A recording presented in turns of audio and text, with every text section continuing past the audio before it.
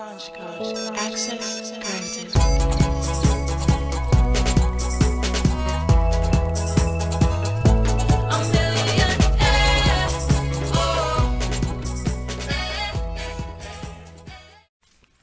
Hello, welcome to GED exam preparation class. I am your host and instructor, Ruben Herrera.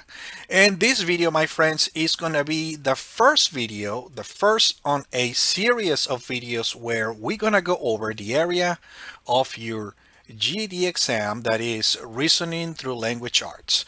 And one of the things that I like to do, I like to have a very high level overview, a very high level explanation of the topics that are going to be on your English module, on your English test of your GED exam.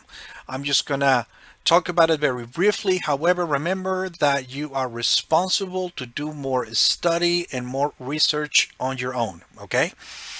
So the first area that we are going to talk about is going to be interpreting nonfiction and informational texts.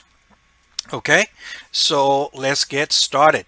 So let us talk about first about main ideas and details. Okay, a writer has a message or main idea to get across. Sometimes the main idea is staged directly. Often you have to figure it out by yourself. You can find the main idea by asking what is the most important point the writer is making. Okay, the writer explained the main idea of a passage with supporting details. Supporting details include facts, examples, descriptions, and specific pieces of information. Okay, so let me explain this. Every story, whether the story is a movie, a story on a book, an article on a magazine, a TV show, every story has a main idea, has a main point. The main idea or the main point that the writer or the author is trying to get across. Okay, so that is the main idea. Also, along with main ideas, we need to have supporting details. Okay, so what are supporting details? Supporting details are examples, facts, and things that support that main idea.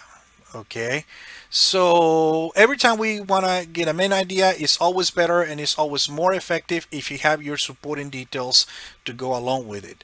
Those supporting details will be facts. Okay, facts, that means that facts that you already checked, that you fact check and that you know that they're true, examples and descriptions, and etc. Okay, so very good. So this is what we have for, or this is my version of explanation of a main idea and supporting details, my friends. For our next topic, we have restatement and summary.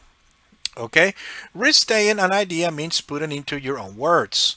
If you want to tell a friend about a movie you like, you may summarize what happens in the movie. You certainly will not give all the details. That will take a long time, and plus you don't want to have spoilers anyways. But however, restatement is when you explain something in your own words. When you go to court and the judge ask you or ask you to restate what happened, they're asking you to explain in your own words the version of what happened to you, or what was the situation about, what was the situation like for you.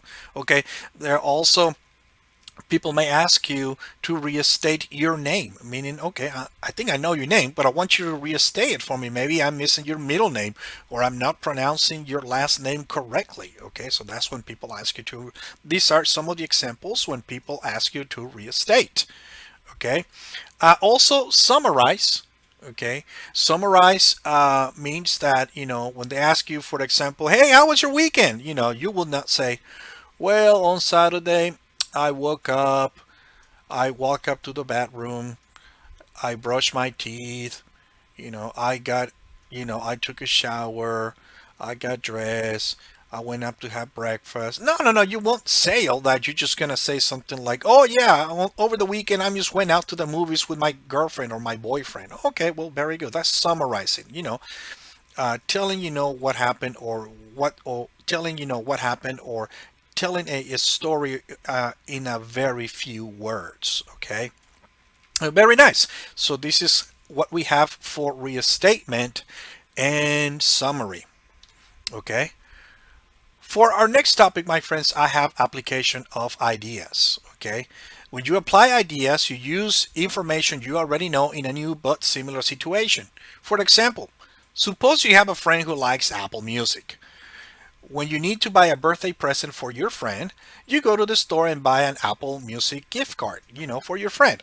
So applying ideas means when you already know something. For example, knowing that I have a friend that he likes to play Xbox, for example, and I'm gonna go over to his house for a weekend. We're gonna have a good time. We're gonna have a barbecue.